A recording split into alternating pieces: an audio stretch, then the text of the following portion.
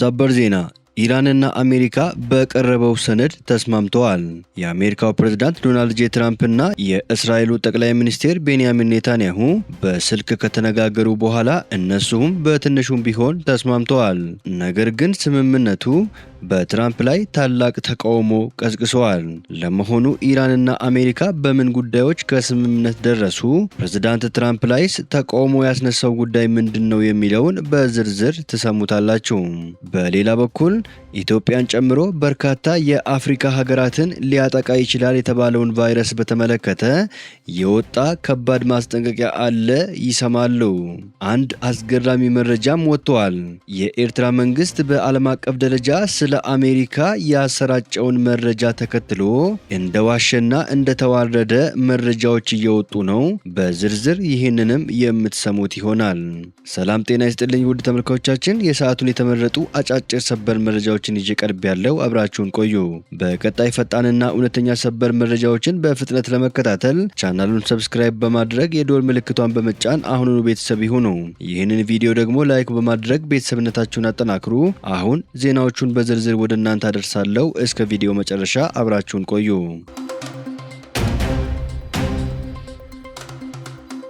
በቅድሚያ የእስራኤሉ ጠቅላይ ሚኒስትር ቤንያሚን ኔታንያሁና የአሜሪካው ፕሬዝዳንት ዶናልድ ጄ ትራምፕ በኢራን ጉዳይ ላይ ትኩረቱን ያደረገ ጥልቅና ወሳኝ የስልክ ውይይት ማድረጋቸውን አስታወቁ። ጠቅላይ ሚኒስትሩ በይፋዊ የማህበራዊ ትስስር ገጻቸው ላይ እንዳሰፈሩት የሁለቱ መሪዎች ውይይት የሆርሙዝ ባህረ ሰላጤን መልሶ ለመክፈት በተደረሰው የመግባቢያ ሰነድና በኢራን የኒውክሌር ፕሮግራም ዙሪያ ወደፊት በሚደረገው የመጨረሻው የድርድር ሂደት ላይ ያተኮረ ነበር። ጠቅላይ ሚኒስትር ቤንያሚን ኔታንያሁ ፕሬዝዳንት ዶናልድ ጄ ትራምፕ ለእስራኤል ደህንነት ላሳዩት የማይናወጥ ቁርጠኝነት ጥልቅ ምስጋናቸውን አቅርበዋል።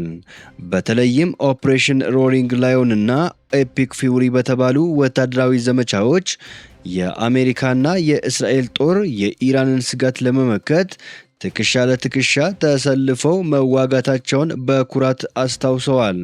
በውይይታቸው ወቅት ሁለቱ መሪዎች ከኢራን ጋር የሚደረግ ማንኛውም የመጨረሻ ስምምነት የኒውክሌር አደጋን ሙሉ በሙሉ ማስወገድ እንዳለበት በጽኑ ተስማምተዋል።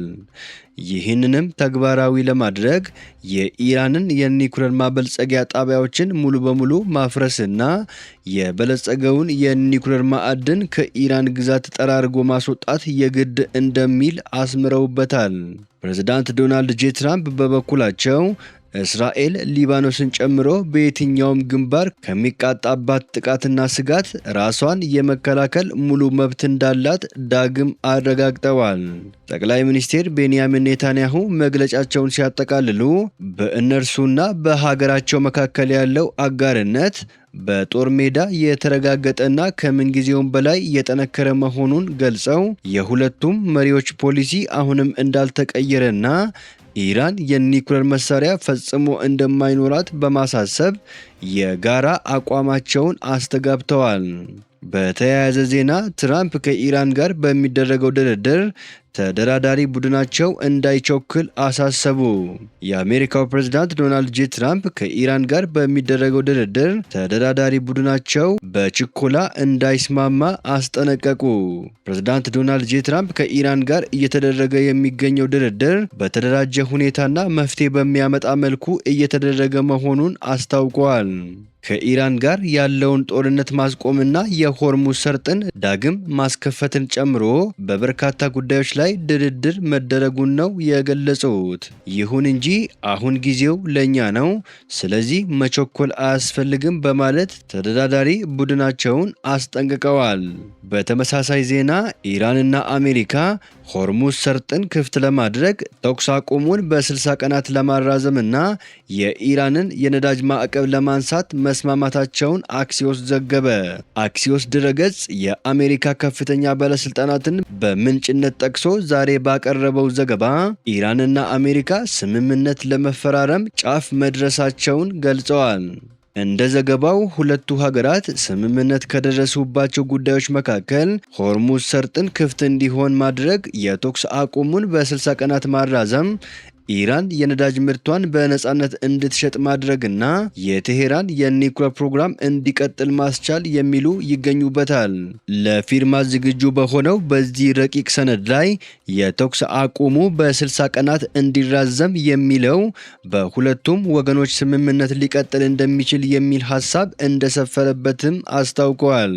ዘገባው እንዳለው በእነዚህ 60 ቀናት ውስጥ የሆርሙዝ ወሽመጥ ለሁሉም መርከቦች ክፍት የሚሆን ሲሆን በዚያ በኩል የሚያልፉ መርከቦችም ምንም ክፍያ እንደማይጣልባቸው በስምምነቱ ላይ ተቀምጠዋል። በምትኩ አሜሪካ በኢራን መርከቦች ላይ የጣለቻቸው እገዳዎች በሙሉ እንደሚነሱ የጠቀሰው ዘገባው ስለ ጉዳዩ የአሜሪካው ባለስልጣን ሲናገሩ ማዕቀቡን ማንሳት የኢራንን ኢኮኖሚ እንዲያንሰራራ የሚያደርግ ቢሆንም በዓለም የነዳጅ ገበያ ላይ የተፈጠረውን ጫና ይቀንሳል ማለታቸውን አስረድተዋል። በሌላ በኩል የአሜሪካው ፕሬዝዳንት ዶናልድ ጄ ትራምፕ ከኢራን ጋር ሊያደርጉት ነው በተባለው አዲስ ስምምነት ዙሪያ የሪፐብሊካን ፓርቲ ታላላቅ ፖለቲከኞች የተለያዩና የሚጋጭ አቋም እያንጸባረቁ ይገኛሉ። ሊኖር ይችላል የተባለው ስምምነት በፓርቲው ውስጥ ከፍተኛ ክርክር አስነስተዋል። ታዋቂው ሴኔተር ቴድ ክሩዝ በጉዳዩ ላይ ከፍተኛ ስጋት እንዳደረባቸው ገልጸዋል። ሴኔተሩ በማህበራዊ ትስስር ገጻቸው ላይ ባሰፈሩት ጽሑፍ ትራምፕ በኢራን ላይ ጥቃት መክፈታቸው ትክክለኛ እርምጃ ቢሆንም ስምምነቱ ኢራን በቢሊዮን ዶላር የሚቆጠር ዶላር እንድታገኝ፣ ዩራኒየም እንድታበለጽግ፣ የኒውክሌር መሳሪያ እንድትሰራና የሆርሙዝ ባህረ ሰላጤን እንድትቆጣጠር የሚፈቅድ ከሆነ ግን አስከፊ ስህተት ይሆናል በማለት አጥብቀው አስጠንቅቀዋል። በተመሳሳይ ሴኔተር ቶም ቲሊስ ሂደቱ ትርጉም እንደማይሰጣቸው ተናግረዋል።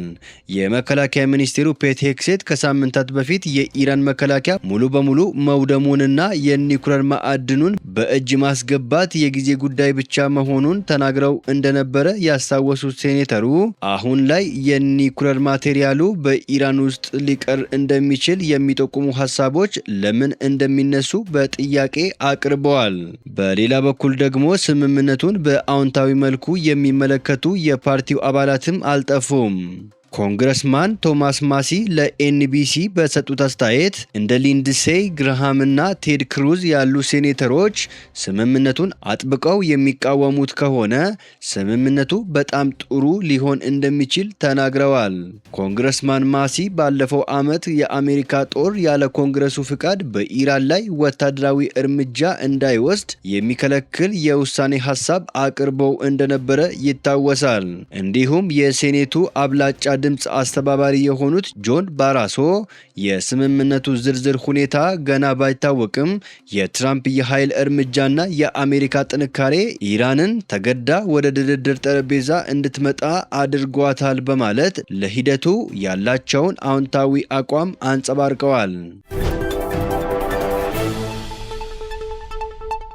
ኢትዮጵያን ጨምሮ 10 የአፍሪካ ሀገራት በኢቦላ ቫይረስ የመጠቃት ስጋት አላቸው ተባለ። የአፍሪካ ህብረት የጤና ኤጀንሲ ኢትዮጵያን ጨምሮ 10 ሀገራት በኢቦላ ቫይረስ የመጠቃት ስጋት እንዳለባቸው አስጠነቀቀ። ኢትዮጵያን፣ ኬንያን፣ ሩዋንዳንና ደቡብ ሱዳንን ጨምሮ 10 ሀገራት በኢቦላ ቫይረስ የመጠቃት ስጋት እንዳለባቸው ህብረቱ አስጠንቅቀዋል። የዓለም ጤና ድርጅት በዲሞክራቲክ ሪፐብሊክ ኮንጎ ያለውን የኢቦላ ስጋት ወደ ከፍተኛ ደረጃ ከፍ ማድረጉን ተከትሎ የአፍሪካ ህብረት ቫይረሱ 10 ሀገሮችን ሊያጠቃ እንደሚችል በማስጠንቀቅ ላይ ይገኛል። ወረርሽኙ ለመጀመሪያ ጊዜ የተገኘው በኢቱሪ ግዛት ሲሆን አካባቢው አስቀድሞም የትጥቅ ግጭቶችና ሰብአዊ ቀውሶች የሚታዩበት ነው። በቫይረሱ ከተያዙ ሰዎች ጋር ቀጥተኛ ወይም የቅርብ ንክኪን ማስወገድ የበሽታውን ስርጭት ለመቀነስና ወረርሽኙን ለመቆጣጠር ወሳኝ እርምጃ ነው።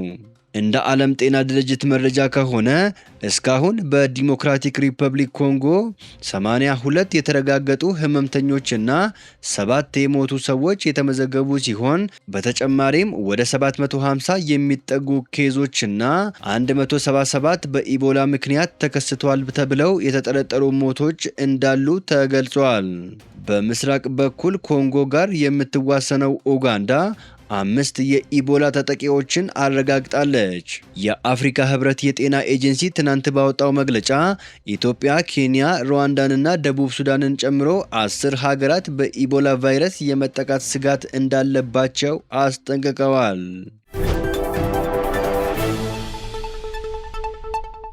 ወደ አስገራሚው የኤርትራ መንግስት ጉዳይ ስናልፍ የኤርትራ መንግስት ሚዲያዎች የሀገሪቱን ነጻነት በዓል አስመልክቶ የአሜሪካው ፕሬዝዳንት ዶናልድ ጄ ትራምፕ ሰፊ የእንኳን ደስ አላችሁ መልእክት እንደላኩላቸው ቢዘግቡም በዋይት ሀውስ ይፋዊ ድረገጽ ላይ ግን ይህንን የሚያረጋግጥ ምንም አይነት መረጃ አለመገኘቱ ትችትን አስነስተዋል።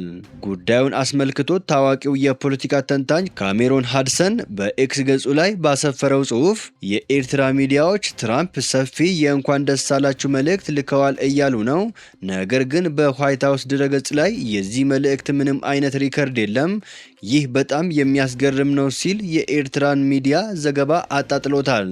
ሃድሰን አክሎም በአሜሪካ የውጭ ጉዳይ መስሪያ ቤት ይፋዊ ድረገጽ ላይም መደበኛ የሆኑት የማርክ ሮቢዮ መልእክቶች ማግኘት ቢቻልም የኤርትራ ሚዲያዎች ያሉት አይነት ሰፊ የፕሬዝዳንቱ መልእክት ግን አለመኖሩን የውጭ ጉዳይ መስሪያ ቤቱን ሊንክ በማያያዝ አጋልጧል። ይህ በታዋቂው ተንታኝ የተጋለጠው የመረጃ መጣረስ የኤርትራ የመንግስት ሚዲያዎች የሚያስተላልፉትን መረጃ ተአማኒነት በእጅጉ ጥያቄ ውስጥ የከተተ ሆነዋል።